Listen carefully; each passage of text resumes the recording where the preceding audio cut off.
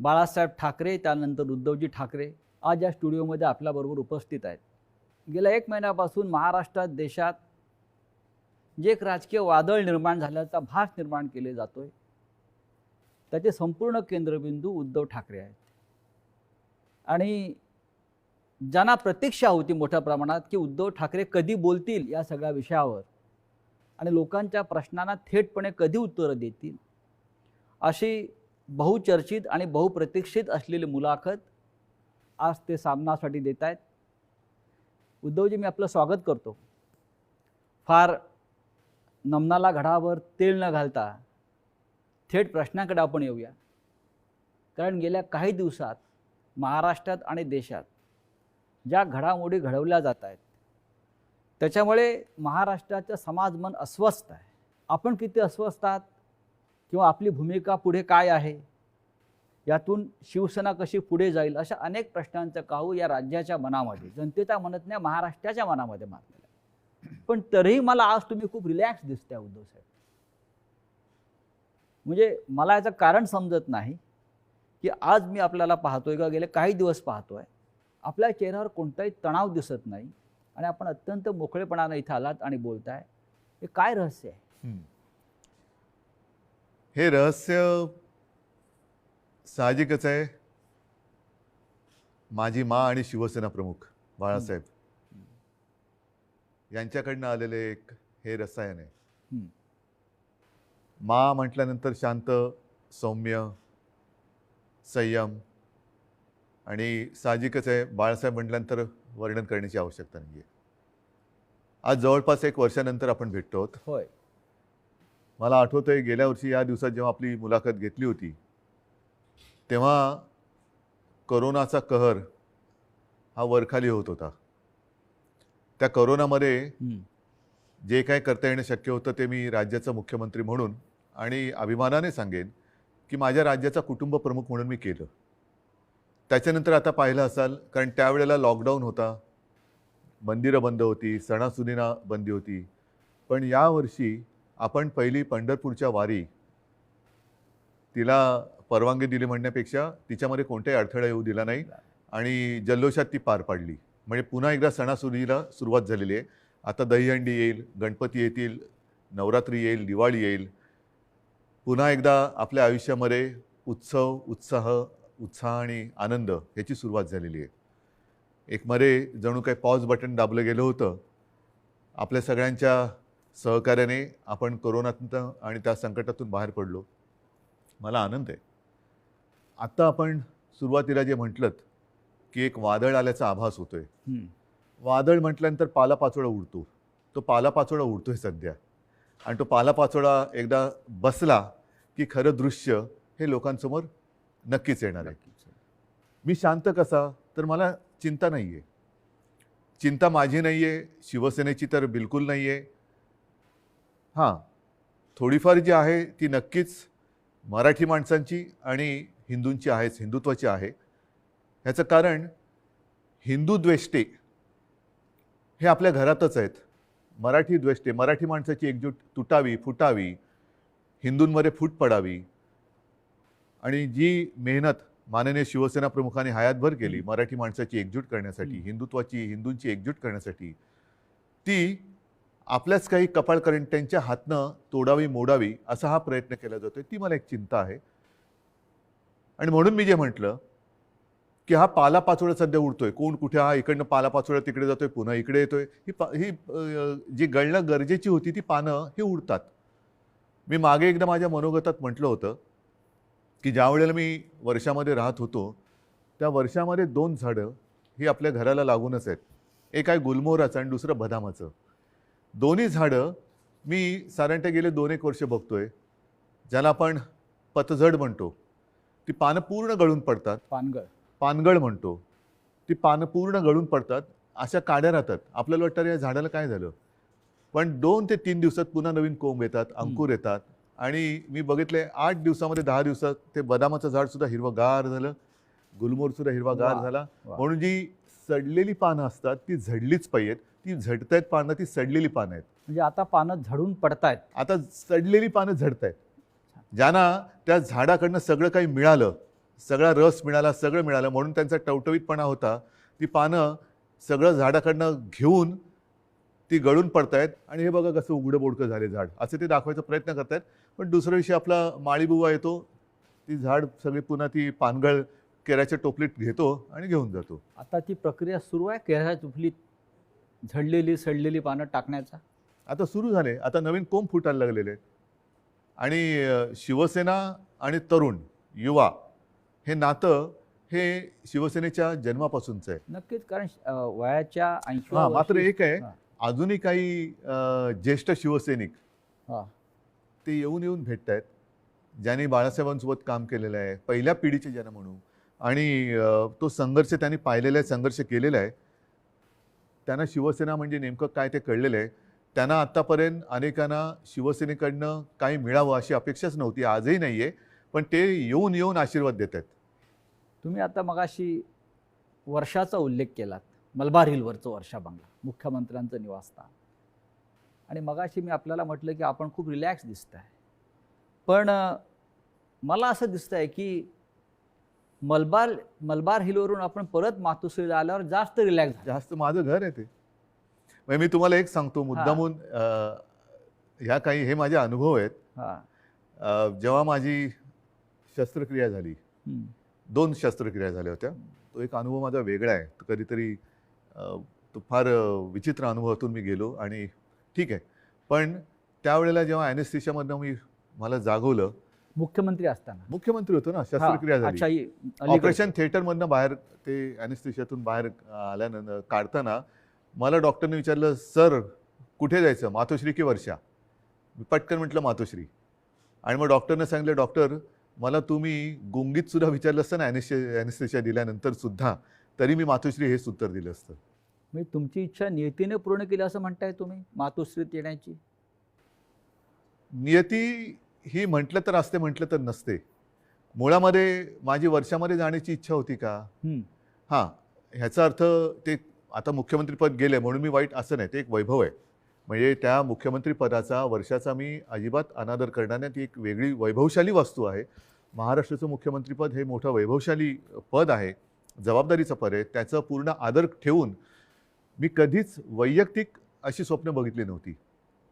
पण त्यावेळेला जे घडलं ते आजच्या लोकांना, ज्यांना आपण विश्वासघातकी म्हणू, त्यांना ते पूर्ण माहिती आहे कसा पाठीत वार केला गेला आणि कोणत्या परिस्थितीत महाविकास आघाडीला आपल्याला जन्म द्यावा लागला. हो, पण तुम्ही इस्पितळात असताना, तुम्ही गुंगीत असताना तुमचं सरकार पाडण्याचा प्रयत्न होत होता. त्या विषयावर बोलू का? असं साधारण तुम्ही सुद्धा कारण मला कुठेही त्या माझ्या अनुभवातनं सहानुभूती नको आहे. तो फार वाईट अनुभव होता. मानेची शस्त्रक्रिया ही कोणत्याही डॉक्टरनं किंवा कोणालाही ज्याला माहिती आहे त्याला विचारले की त्याच्यामध्ये धोके काय असतात, ह्याची कल्पना मलाही होती, पण ती करणं मला गरजेची होती. ती केल्यानंतर पहिली शस्त्रक्रिया झाली, त्यातून मी चांगला बाहेर पडलो होतो.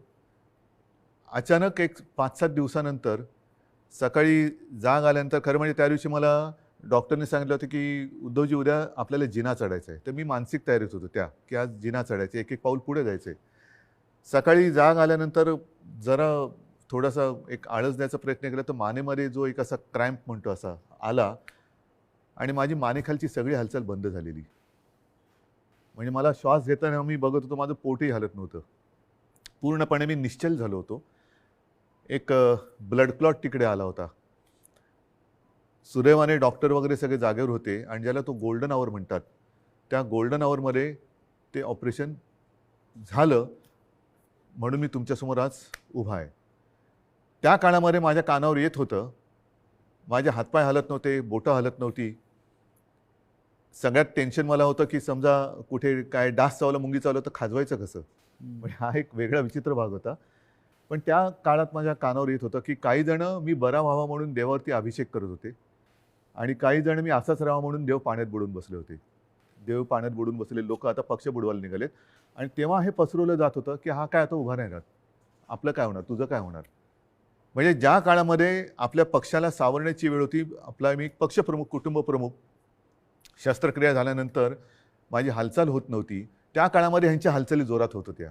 हे नाही म्हटलं तरी एक मला वेदनादायी एक सत्य हे आयुष्यभर माझ्यासोबत राहणार, की जेव्हा आणि मी तुम्हाला जबाबदारी दिली होती पक्ष सांभाळायची, नंबर 2चं पद होतं, पक्ष सांभाळायला म्हणून पूर्ण विश्वास दिला होता, तो विश्वासघात तुम्ही, मी हॉस्पिटलमध्ये असताना म्हणजे माझी हालचाल बंद होती तेव्हा तुमची हालचाल जोरात होती आणि ती सुद्धा पक्षाच्या विरोधात.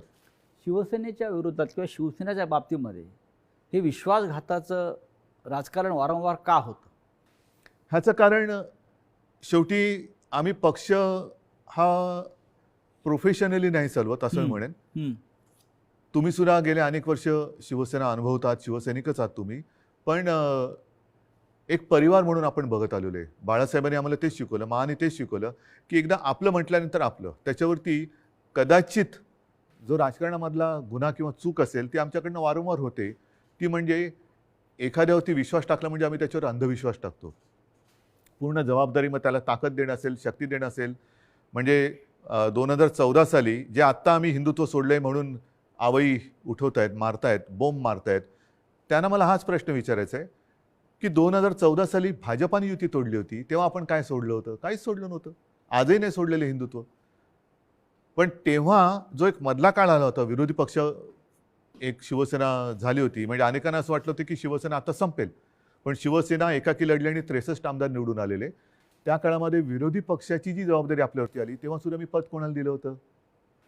आता सुद्धा जर भाजपनी आत्ता जे केलेलं आहे हे माझ्याशी बोलणी केल्याप्रमाणे हे आत्ता केलं, हे बोलणी केल्याप्रमाणे तेव्हा केलं असतं तर सन्मानाने झालं असतं. देशभरामध्ये पर्यटन करण्याची गरज लागली नसती.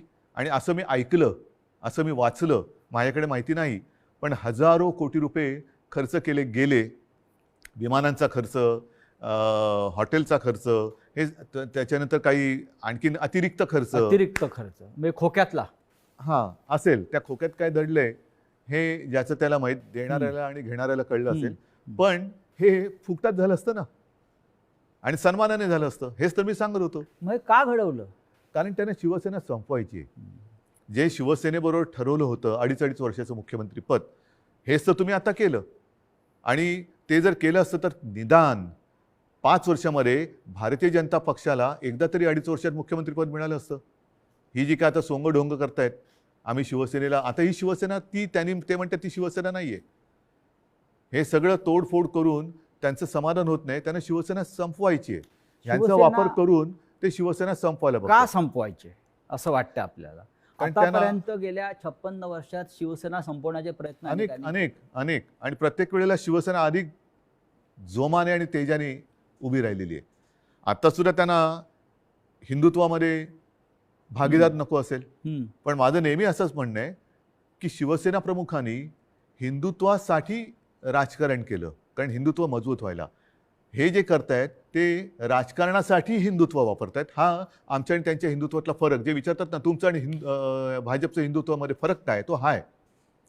शिवसेनेचं राजकारण हे आम्ही हिंदुत्व मजबूत होण्यासाठी केलं, पण यांचं राजकारण मजबूत होण्यासाठी आणि हिंदुत्वाचा आश्रय. मुख्यमंत्रीपद स्वीकारल्यामुळे महाविकास आघाडी हिंदुत्व संकटात आलं, हिंदुत्व म्हणजे काय झालं अशी जी एक आवई उठवली जाते. हो, म्हणजे काय, मला एक प्रसंग असा सांगा किंवा एक माझ्या हातनं घडलेली गोष्ट किंवा निर्णय माझा मुख्यमंत्री पदावरती असतानाचा दाखवा की ज्याच्यामुळे हिंदुत्व धोक्यात आलं. एक निर्णय दाखवा. तर तुम्ही तेव्हा अयोध्येला आत्ता सुद्धा गेला होतात. अयोध्येमध्ये महाराष्ट्र भवन आपण उभं करतो, बरोबर आहे. हे हिंदुत्वाला सोडून आहे की नाही? तुम्ही ठरवा. अयोध्येत महाराष्ट्र भवन, बरोबर आहे. मुख्यमंत्री होण्याच्या आधी सुद्धा मी अयोध्येत गेलो होतो, प्रत्येक वेळेला आपण होतात. मुख्यमंत्री झाल्यावरती सुद्धा अयोध्येत गेलो होतो. कोण काय म्हणेल मी परवा नाही केली.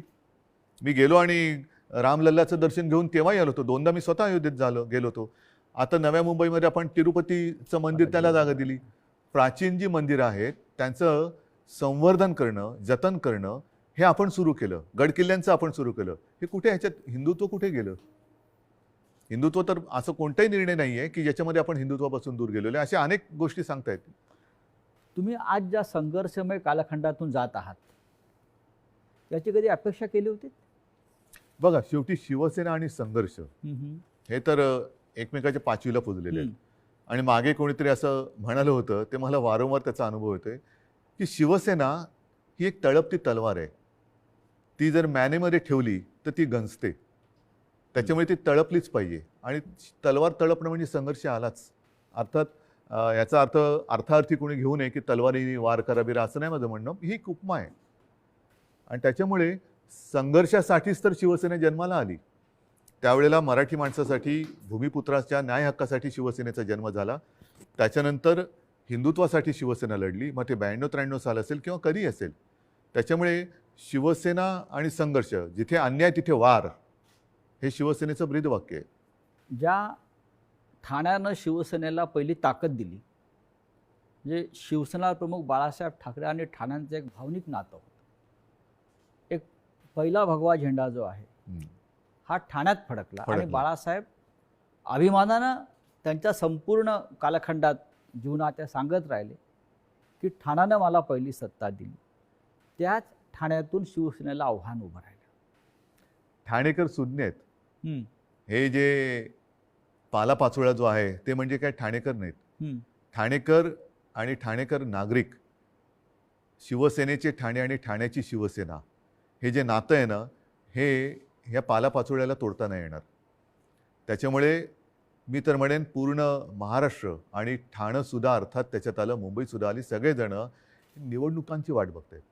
आणि म्हणून माझं मत हेच आहे की याच्या पुढे एक असा कायदा झाला पाहिजे की ज्यांना कोणाला युत्या करायच्या असेल, युती करायची असेल, त्या दोन्ही पक्षांचं, 3 पक्षांचं, 10 पक्षांचं जे काय कडबोळ तुम्हाला करायचं असेल ते करा. मात्र तुमच्यामध्ये करार मदार काय झालेला आहे तो जनतेसमोर ठेवा. जागा वाटप किती होणार आहे, कोणत्या ध्येयावरती, धोरणावरती तुम्ही युती करणार आहात, काय पुढे करणार आहात, हे करा. म्हणजे काय झालं असतं, एक तर जे माझं आणि भारतीय जनता पक्षाचं ठरलं होतं ते जे आता आधी नाकारून आता त्यांनी ते केलं, हे आधी जनतेसमोर उघडपणाने आलं असतं. दुसरी गोष्ट, निवडणुकीनंतर जे काय त्यामुळे मला करावं लागलं, महाविकास आघाडीचा जन्म नसता झाला. तो महाविकास आघाडीचा जन्म आम्ही दिला तेव्हासुद्धा तुम्ही बघितलं की आम्ही शपथ जी मी घेतली ती शिवतीर्थावरती घेतली. छत्रपती शिवाजी महाराजांच्या पुतळ्याच्या आणि बाळासाहेबांचं स्मारक आहे तिकडे, त्या साक्षीने घेतली. हजारो लाखो लोक आणि शिवतीर्थ हे भगवं पूर्ण फुलून गेलं होतं, ओसांडून वाहत होतं पूर्ण. म्हणजे जर लोक नाराज असतील तर तिकडे कोणी आलं नसतं. पण तरी देखील माझं मत असं आहे की आता निवडणुका घ्या. जर आम्ही महाविकास आघाडी स्थापन करून चूक केली असेल तर लोक आम्हाला घरी बसवतील.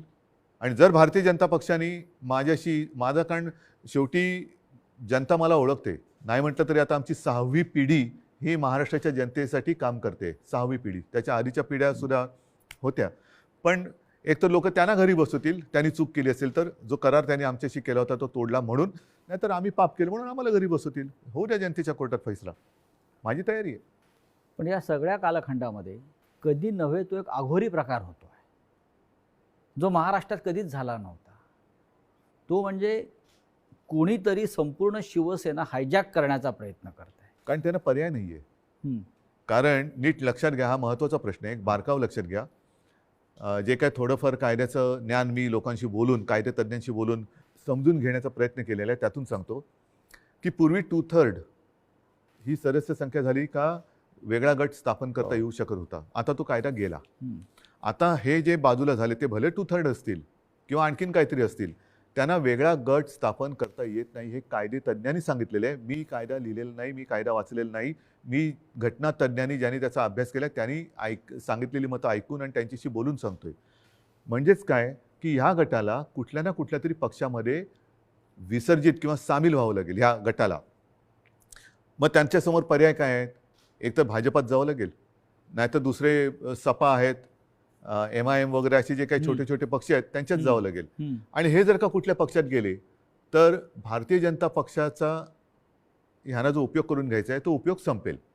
कारण त्यांची ओळख त्यांना ती द्यावी लागेल की आता आम्ही भाजपात गेलो, आता आम्ही समाजवादीत गेलो, आता आम्ही बच्चू कडूंच्या पक्षात गेलो. तर म्हणून ते एक भ्रम निर्माण करतात की आम्ही म्हणजेच शिवसेना. जे मधल्या काळामध्ये एक क्लिप फिरली बघा, असं माझ्या काळात कधी झालं नव्हतं. माझ्या बाजूला उपमुख्यमंत्री अजितदादा पवार बसायचे पण त्यांनी कधी माझा माईक नव्हता खेचला.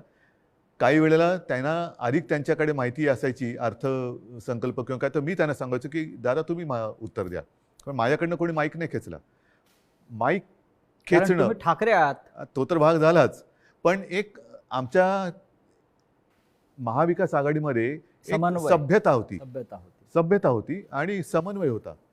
असो, त्याच्यावरती नंतर बोलायचं तर मी बोलेन. पण त्याच्यामध्ये जे उपमुख्यमंत्री बोलले की हे म्हणजेच शिवसेना, म्हणजेच त्यांचा डाव असा आहे की शिवसैनिकांमध्येच लढाई लावायची, शिवसेना खतम करायची. एकदा का काम संपलं की पालापाचोळा तुम्ही जे मगाशी म्हणालात तो टोपलीत भरला की नेऊन टाकायचा. पण त्यांचा अशी योजना होती की बाळासाहेब ठाकरेंनंतर ही शिवसेना परत खतम करायचीच त्यांचं स्वप्न होतं. पण बाळासाहेबांनंतर तुम्ही शिवसेना उभी केली. त्यांच्या पोटात तेच दुखतंय. त्यांना शिवसेना आणि ठाकरे वेगळे करायचे, जसं गांधी आणि काँग्रेस वेगळे गांधी आणि करायचे. काँग्रेस. आणि त्यांच्यात एक तुम्ही बघा, मला टीकात्मक केवळ बोलायचं म्हणून मी बोलत नाही, पण दुसरे जे आता सरदार वल्लभभाई पटेल, सुभाषबाबू, तसं बाळासाहेब, हे स्वतःचेच म्हणून आता लोकांसमोर आणायचं. म्हणजे आपल्याकडनं काही आदर्श निर्माण नाही झाला तर दुसऱ्यांचे जसं पक्ष फोडतायत तसं आदर्श फोडायचे, आदर्श म्हणजे पळवायचे, आदर्श आमदारांप्रमाणे फोडायचे म्हणा किंवा पळवायचे म्हणा, पळवायचे. आणि मग ते आपलेच म्हणून लोकांसमोर जायचं. तसं त्यांचं चाललंय की बाळासाहेबांना त्यांनी मान सन्मान तर दिलाच पाहिजे, नाही तर लोक जोडे मारतील, लोक ठेवणार नाहीत त्यांना जागेवर. कोणी असला आणि तो बाळासाहेबांच्या विरोधात काही बोलला तर लोक हाणतीलच जोडा त्याच्या. तर म्हणून त्यांना बाळासाहेब पाहिजेत, पण आता ठाकरे आणि शिवसेना हे नातं तोडायचं आहे. माझं आव्हान आहे की ठाकरे आणि शिवसेना नातं तोडून दाखवा. मात्र ते करताना माझ्या वडिलांचे फोटो लावून मतं मागू नका. प्रत्येकाला आईवडील असतात आणि त्यांच्याबद्दल मला आदर आहे. मला माझ्या आईवडिलांबद्दल आदर आहे, तसं प्रत्येकानं प्रत्येकाच्या आईवडिलांबद्दल आदर असायला पाहिजे. आता गेल्या आठवड्यात गुरुपौर्णिमा झाली. मी माझ्या वडिलांना, आजोबांना गुरु मानतो. प्रत्येकाने पितृदेव भव, मातृदेव भव, देव मानलं पाहिजे. स्वतःच्या आईवडिलांचे फोटो लावावेत आणि मतं मागावीत. जर आज माझ्या दुर्दैवाने माझे आईवडील माझ्यासोबत असे नाही आहेत, पण ते नेहमी मी माझ्यामध्ये आहे असं मानतो. पण ज्यांची आई आणि वडील हे सुदैवाने त्यांच्यात आहेत, तर मी म्हणेन असा आशीर्वाद पुन्हा दुसरा मिळू शकत नाही. त्यांना घेऊन सभा घ्याव्या, भाषणं करावीत आणि मतं घ्यावीत. माझे वडील का चोरत आहे? माझे वडील कशा? म्हणजेच काय की तुमच्यात कर्तृत्व नाही आहे, तुमच्यात हिंमत नाही आहे, तुम्ही मर्द नाही आहात, तुम्ही विश्वासघातकी आहात. आणि लोकांचा, माझा तर केलाच, लोकांचा विश्वासघात करताना बाळासाहेबांच्यावरनं संभ्रम कशाला करतायत? तुमच्यात तुमचा मर्दाचा चेहरा घ्या आणि जा पुढे आणि मागा मतं. नाही, पण निवडणूक आयोगापुढे आता एक नवीन खटला उभा राहतो आहे. तो म्हणजे धनुष्यबाण कोणाचं चिन्ह, जे शिवसेनेचं, जे लोकांपर्यंत पोहोचलं. बघा, मला अजूनही देशाच्या घटनेवरती भरोसा आहे, कायद्यावरती भरोसा आहे. चोरीमारी सगळीकडे चालते असं माझं मत नाही आहे तेवढा. कारण मी जे म्हटलं ना की सत्यमेव जयते, नाहीतर हे तुम्हाला वाक्य पुसावं लागेल आणि मग दोन वाक्य करावं लागेल एकाची. एकतर म्हणजे असत्यमेव जयते आणि दुसरं वाक्य सत्तामेव जयते. त्याच्यामुळे सत्तामेव जयते पुढे तुम्ही असत्य घेऊन जर का करणार असाल तर ते काही लोक खपून नाही घेणार. आज वेळ अशी आणलेली आहे, हे दुर्दैव आहे महाराष्ट्राचं म्हणतो, की ठाकरेंना पुरावे द्यावे लागतात शिवसेना खरी किंवा खोटी. नाही, लोक वाट बघतायत निवडणुकांची. म्हणजे आम्हाला पुरावा द्यायची गरज नाही. लोक म्हणतात की आम्हाला निवडणुका येऊ दे, ध्यानच पुरून टाकतो. बरं, जनताच पुरावा देईल. जनताच त्यांना पुरून टाकेल राजकारणामध्ये. आज जी फूट दिसते शिवसेनेत, अशा प्रकारची फूट याआधी राणे भुजबळांनाही पाडता आली नव्हती. असं का घडलं? ज्यांना मी अधिकार दिले होते, ज्यांना मी म्हणजे त्यावेळेला लोक माझ्या तोंडावर नव्हती बोलत, पण मला कुजबूज यायची की अरे काय मुख्यमंत्री, नगरविकास खातं मुख्यमंत्र्याकडे असायला पाहिजे. मलेरियर खातं आहे म्हणतात. मला मलाई बिलई खाण्यासाठी मी गेलो नव्हतो. मी माझ्याकडे जी खाती ठेवली होती ती एक GAD, ज्याला सामान्य प्रशासन म्हणतात, न्याय व विधी. IT मध्ये मला खरंच काहीतरी एक तंत्रज्ञानाचा उपयोग सगळ्या खात्यांसाठी काहीतरी करता येईल का, हा एक माझा विषय होता. राजीव गांधींनी एक क्रांती केली होती, तसा एक विषय होता. आणि त्याच्यानंतर काही काळ एका दुसऱ्या मंत्र्यांनी दिवे लावले म्हणून त्यांचं खातं माझ्याकडे थोडे दिवस मला ठेवावं लागलं होतं. नक्की काय चुकलं असं वाटतं? चूक माझी आहे आणि ती मी पहिल्याच माझ्या फेसबुक लाईव्हमध्ये कबूल केलेली आहे. गुन्हा माझा आहे तो म्हणजे मी यांना परिवारातले समजून यांच्यावरती अंधविश्वास ठेवला. तुमचं मुख्यमंत्री होणं चुकलं? मला दोन गोष्टी आहेत. समजा मी मुख्यमंत्री त्यावेळेला यांना केलं असतं, यांनी वेगळं आणखीन काय केलं असतं? कारण यांची भूकच भागत नाही. यांना मुख्यमंत्रीपद पण पाहिजे आणि आता पक्षप्रमुख म्हणजे शिवसेना प्रमुख व्हायचे. शिवसेना प्रमुखांबरोबर स्वतःची तुलना करायला लागलात. म्हणजे हे जे आहे ना, ही राक्षसी महत्वाकांक्षा आहे आणि ह्याला हावरटपणा म्हणतात. हाव हाव म्हणजे एक दिलं तरी तुझं तेही माझं, माझं तेही माझं, तुझं तेही माझं, ह्याचं तेही माझं, त्याचं तेही माझं, माझं ते माझं, तुझं तेही माझं इथपर्यंत होतं. आता ह्याचंही माझं आणि त्याचंही माझं इथपर्यंत त्यांची हाव गेलेली आहे. या हावरटपणाला सीमा नसते. की महाविकास आघाडीचा प्रयोग चुकला. महाविकास आघाडीचा प्रयोग जर का चुकला असता तर लोकांनी उठाव केला असता. लोकांनी, जनतेने केला असता. तसं नाही झालं. जनता ही आनंदी होती कारण आल्या आल्याच आम्ही पहिल्यांदा शेतकऱ्यांना कर्जमुक्त केलं होतं. हा. त्याच्यानंतर कोरोना काळामध्ये मी अभिमानाने सांगेन संपूर्ण माझ्या मंत्रिमंडळातील सहकाऱ्यांनी, प्रशासनाने आणि जनतेने उत्तम सहकार्य केलं. म्हणूनच ज्या पहिल्या 5 मुख्यमंत्र्यांमध्ये माझं नाव आलं ते मी माझं नाव नाही मानत, ते जनतेचा मी प्रतिनिधी म्हणून ते नाव आलं होतं. जर समजा यांनी सहकार्य नसतं केलं तर कोण होतो मी? मी कोण होतो? मी एकटा काय कर बरं, मी तर घराच्या बाहेरही पडत नव्हतो कारण घराबाहेर पडायचं नाही हेच मी लोकांना सांगत होतो. जाऊन पण घोळके करा. फुटीरांचा आक्षेप त्याच्यावरच आहे. जे फुटून गेले आहेत त्यांचा आक्षेप असा आहे की आपण घराबाहेर पडला नाहीत, आपण मंत्रालयात गेला नाहीत, आणि आपण त्यांना भेटला नाहीत. तरी सुद्धा घराबाहेर न पडता सुद्धा देशातल्या सर्वोत्तम 5 मुख्यमंत्र्यात नाव का आलं माझं? कारण त्यावेळेला ती परिस्थिती तशी होती. मी स्वतः सांगत होतो घराबाहेर पडू नका आणि लोक ऐकत होते. मी जर का घराबाहेर आजही पडलो आणि केव्हाही पडलो तरी शिवसेना प्रमुखांच्या, माझ्या पूर्वजांच्या आशीर्वादामुळे गर्दी होतेच. म्हणजे मग काय झालं असतं? लोकांसांगे ब्रह्मज्ञान आणि स्वतः कोरडे पाषाण. म्हणजे ती काळाची गरज होती. पण त्याच काळात मी पुन्हा एकदा सांगतो, सुरुवातीच्या काळामध्ये जेव्हा करोना आपल्याकडे त्याचा शिरकाव झाला हे कळलं तेव्हा साधारणतः 7,500 ते 8,000 रुग्णशय्या आपल्या राज्यात पूर्ण मिळून होत्या. त्याच्यात ऑक्सिजन बेड्स आले, व्हेंटिलेटर्स आले, कॉमन जे रुग्ण असतात ज्यांना साधारणतः एक थोडी ट्रीटमेंट देऊन घरी जाऊ शकतात, ऑपरेशन नंतरचे असतील, त्याच्यानंतर डायलिसिस असतील. पहिल्या लाटेत आपण ते साधारणतः 8,000 जर का धरले तर ते 3.5 लाखावरती नेले होते. हे घर बसल्या. हॉस्पिटलमध्ये बेड्स नव्हते, रुग्णवाहिका नव्हत्या. कोणी कशा केल्या त्या? कोरोनाच्या टेस्टसाठी आपल्या राज्यात फक्त 2 प्रयोगशाळा होत्या. एक कस्तुरबामध्ये, दुसरे NIV एक पुणे. त्या आपण 600च्या वर केल्या घरी बसून. पण त्याच्याविषयी 50 आमदारांना कौतुक नाही आहे. त्यांना तुम्ही निधी दिलेला नाही म्हणतायत आणि तुम्ही हिंदुत्व सोडलं असं म्हणतायत. त्याच्यामुळे ते सोडून गेले. तुम्ही महाराष्ट्रासाठी जे काय केलेलं आहे, कोरोनाच्या संकटातून राज्याला वाचवलेलं आहे, लोकांना जीवदान दिलेलं आहे. महाराष्ट्रामध्ये नद्यातून प्रेत वाहून तुम्ही दिली नाहीत. त्याचं त्यांना शल्य असेल की असं नाही झालं, हे चुकीचं झालं असं त्यांच्या मते असेल. आणि महाराष्ट्राच्या जनतेला हा मुख्यमंत्री आपल्या कुटुंबातल्या घटक वाटत होता, आपला परिवारातला भाऊ, मुलगा. त्याच्यामुळे मला ह्या विश्वासघातकांना माझ्याबद्दल काय वाटतं ह्याची चिंता नाही आहे. मला माझ्या महाराष्ट्रातल्या जनतेला मी त्यांच्या कुटुंबातला वाटतो.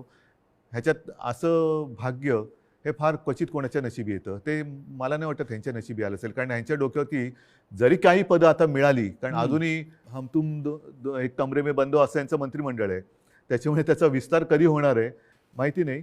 पण हे मंत्री जरी किती झाले तरी कपाळावरती जो विश्वासघाताचा शिक्का बसला तो नाही पुसता येणार. तुम्हाला असं वाटत नाही का की जे तुम्हाला सोडून गेलेले आहेत मोठ्या प्रमाणात त्यांनाच तुम्ही सर्वाधिक दिलेलं आहे? आणि ज्यांना मिळालं नाही किंवा ज्यांना कमीत मिळालं ते आपल्या बरोबर राहिले. मला हेच म्हणायचं, ही शिवसेनेची ताकद आहे. शिवसेनेची ताकद काय आहे की सामान्यांना बाळासाहेबांनी असामान्यत्व दिलं. आता पुन्हा एकदा या सामान्यातून असामान्य लोक घडवण्याची वेळ आलेली आहे. आणि म्हणून मी माझ्या तमाम शिवसैनिकांना आणि माझ्या माता भगिनींना, बांधवांना विनंती करतो की चला परत उठा, आता पुन्हा एकदा सामान्यांना असामान्य बनवूया. कारण हे सारी लोक होती आणि ह्यांना ती चूक, मी पुन्हा तेच म्हणेन की ही चूक माझी आहे की त्यांना ताकद दिली. पण त्या ताकदीने ते उलटा वार नुसता नाही केला तर राजकारणामध्ये ज्या आईने जन्म दिला त्या आईला गिळायला निघालेली अवलाद आहे. नुसतं आईवरती वार करणारे आपण म्हणत होतो तशी नाही आहे ही. राजकारणात ज्यांनी यांना जन्म दिला त्या आईला म्हणजे शिवसेनेला गिळायला निघालेली अवलाद आहे. पण तेवढी ताकद त्यांच्यामध्ये नाही आहे, कारण शेवटी आई ही आई असते. नक्कीच. तुम्ही आईचा उल्लेख केला. कालपर्यंत हे सगळे लोक या शिवसेनेला आपली आईच मानत होती. तुमच्याबरोबर वर्षावरती अनेकांना मी बसलेले बघितले शेवटच्या क्षणापर्यंत. हो, पण आत्ताच तुमचा आधीचा प्रश्न काय होता की मी यांना भेटत नव्हतो. तुम्हाला भेटून ते कधी सुरतला गेले, कोण गोव्याला गेलं, कोण गुवाहाटीला गेलं. 50 खोक्यांची इतकी ताकद असू शकते जी निष्ठा विकत घेऊ जाऊ शकते? निष्ठा नाही विकली जात. विकली जाते ती निष्ठा नसतेच. निष्ठा ही म्हणजे विकली जाऊ शकत नाही. महाराष्ट्रात पण झाडं आहे, डोंगर आहे, हॉटेल आहे. किती सुंदर आहे महाराष्ट्र. महाराष्ट्र तर फार म्हणजे ग्रामीण भागातल्या आमदारांना महाराष्ट्राच्या या निसर्गाची भुरळ पडत नाही आणि गुवाहाटीच्या निसर्गाची भुरळ हो. पडते. म्हणजे मला कळतच नाही, मग तुम्ही महाराष्ट्राच्या मातीत कसे काय जन्माला आलात. ज्या महाराष्ट्राच्या मातीत जन्माला आलात त्या मातीची तुम्हाला ओढ नाही, प्रेम नाही, त्या मातीची तुम्हाला कधी वैभव दिसलं नाहीये काय. मी स्वतः कलाकार आहे. मी माझ्या त्याच्यावरनं सुद्धा त्यावेळेला चेष्टा झाली होती. पण मी गडकिल्ल्यांची फोटोग्राफी केलेली हो, आहे, हो. पंढरपूरच्या वारीची केलेली आहे आणि त्यावेळेला जो मी महाराष्ट्र बघितला एवढा त्या पावसाळ्याच्या सुमारास मी सगळी फोटोग्राफी केलेली, एवढा नटलेला थटलेला.